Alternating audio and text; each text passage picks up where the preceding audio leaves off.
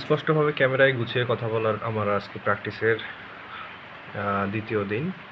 আমি গুছিয়ে কথা বলার জন্য এবং ক্যামেরায় সাবলীলভাবে শব্দ উচ্চারণ করার জন্য, শব্দ নিয়ে মাতামাতি করার জন্য প্রচেষ্টা চালাচ্ছি। যে সময়ে বর্তমানে ইউটিউবার বলেন কিংবা ব্লগার যারা আছেন, তারা খুব অল্প সময়ের মধ্যেই সফলতা অর্জন করেছে। আলহামদুলিল্লাহ, তাদের সাথে আমার ঈর্ষান্বিত হওয়ার কোনো কারণ নেই। কেননা একটা সময় আমি অনুধাবন করি যে ক্যামেরায় গুছিয়ে কথা বললে মানুষজন আসলে মানুষের হাতে অনেক সময় সেগুলো শোনার জন্য।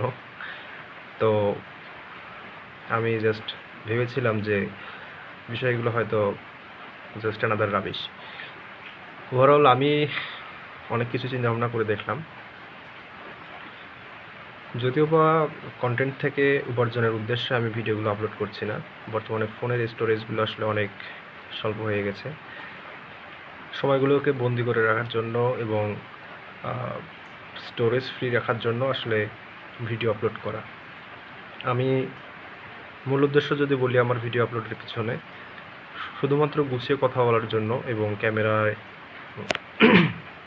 অনবরত সরি ফর দ্যাট ক্যামেরায় গুছিয়ে কথা বলার জন্যই আসলে এই প্রচেষ্টাগুলো চালানো। তো আমার বলার যে টপিকটা ছিল, আমার এই ইউটিউব চ্যানেলটি দ্বিতীয় উকির 2017 সালে আমি তখন সম্ভবত ইন্টারমিডিয়েট ভর্তি হয়েছি, এরকম একটা সময়। তখন জিমেইল দিয়ে এটা চ্যানেলটা ক্রিয়েট করা হয়। তারপর থেকে আসলে আর কখনো ভিডিও আপলোড করা হয়নি কিংবা সেই অনুযায়ী কাজও করা হয়নি।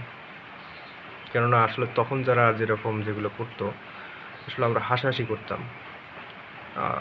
খুব অল্প সময়ের মাঝে অনেকেই তার দক্ষতা অবশ্যই আছে বিধায় তারা কিছু গেইন করতে পেরেছেন।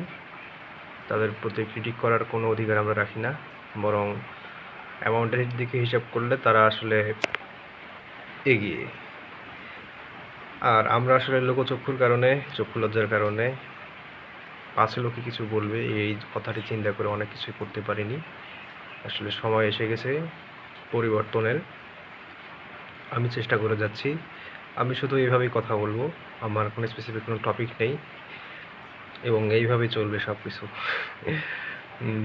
কন্টেন্ট ক্রিয়েটরের উদ্দেশ্য না, আমি এইভাবেই শুধুমাত্র গুছিয়ে এবং সাবলীলভাবে কথা বলার জন্যই আমি ভিডিও আপলোড করব। ধন্যবাদ।